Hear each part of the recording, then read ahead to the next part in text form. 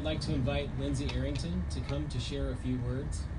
Lindsey overcame her battle with opioid addiction in 2011, and she is the founder of Hope Soldiers, a local nonprofit helping individuals and families overcome addiction and depression since 2013. Welcome, Lindsey.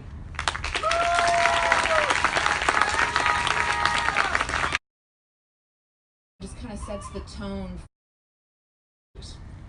A local nonprofit helping individuals and families overcome addiction and depression since 2013. Welcome, Lindsey.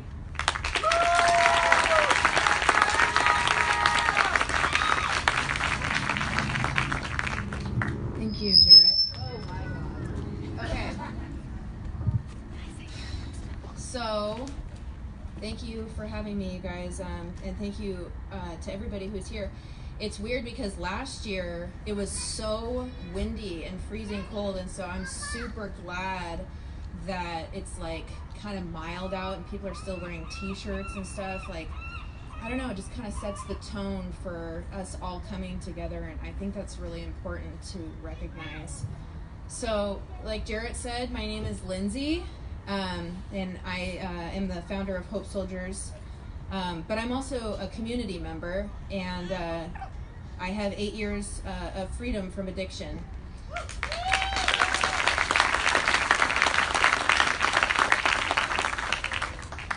So these events are so important because not only do we get to take time to remember the people that we've lost, but we also get to come together and have a common bond, like outside of politics, outside of differences of opinions, outside of the comments on Facebook, battling back and forth about different things that we don't agree on. We can all agree that, you know, we're still in the middle of this, and we're not going to give up hope because we're going to climb our way out of this hole. And I think that us all being here right now really symbolizes hope.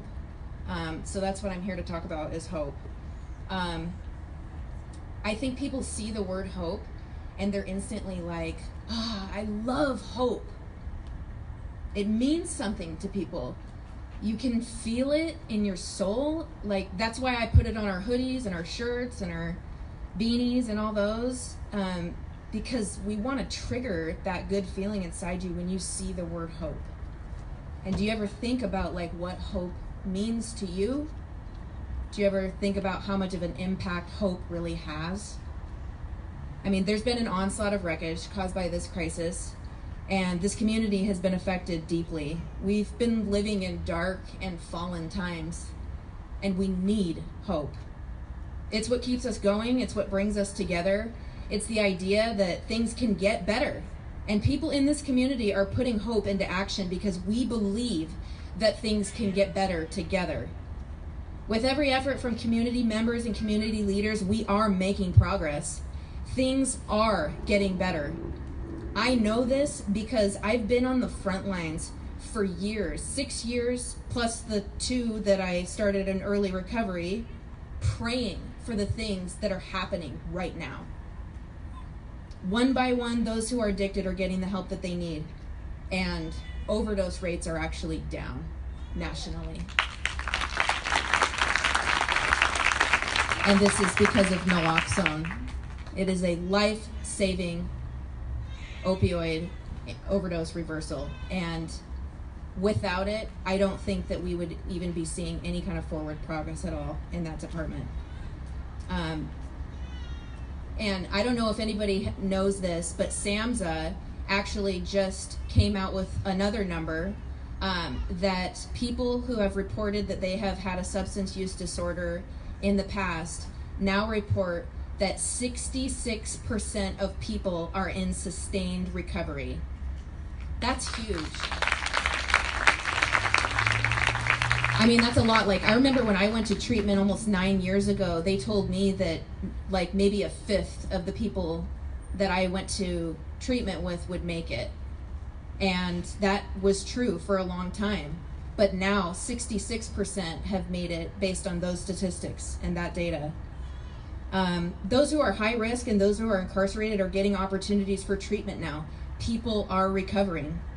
Now, we're all aware of the crimes that are happening, and yes, the people committing these crimes need to be held accountable, but if we don't help the people committing the crimes rehabilitate, the cycle continues.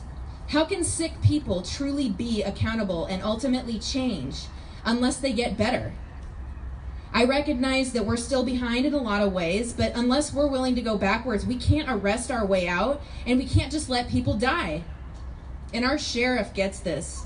He's looking at the root and figuring out real solutions to curb this pandemic. I am so grateful to have him leading us through this. Thank you, Sheriff, wherever you are. Clap for him.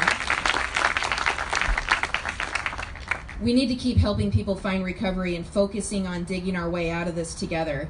If we can change one person's mind and there's one less person saying something negative, then there's a better chance that somebody struggling won't have the ammunition to keep self-destructing, and a better chance that the power of hope will be for helping them find freedom from addiction. We need to love our people back to life and continue to restore hope in this community. Lily Tomlin said, "I always wondered why somebody doesn't do something about that. Then I realized I was somebody." Everybody here is somebody and has it within them to leave people better than how you found them. Thank you to everyone who works to improve the quality of life for others in this community, and everyone who worked to put this event together, and for everyone who is here right now wanting to make a difference. Hope is everything. And I have hope that we can not only continue to save lives, but become a community we feel safe in again. Thank you.